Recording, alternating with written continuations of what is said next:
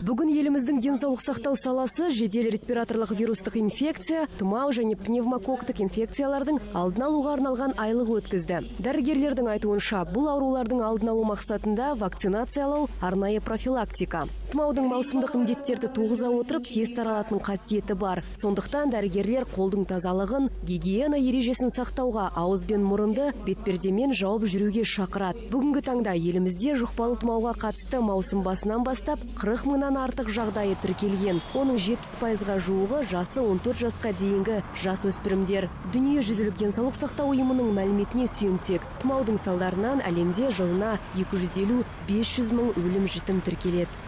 Ал енді мына жіті респираторлық вирустық жұқпаның маусымы кезінде емдік мекемелердің барлығында да транспорттардың саны, телефондардың саны көбейеді дедік. Сонымен қатар жұмыс уақытысы 1 сағат ерте және кешкі сағат 8-ге дейін ұзартылады. Сенбі жексенбі күндері де қосымша кесте жасалынып, сол бойынша мамандар жұмыс атқарылады.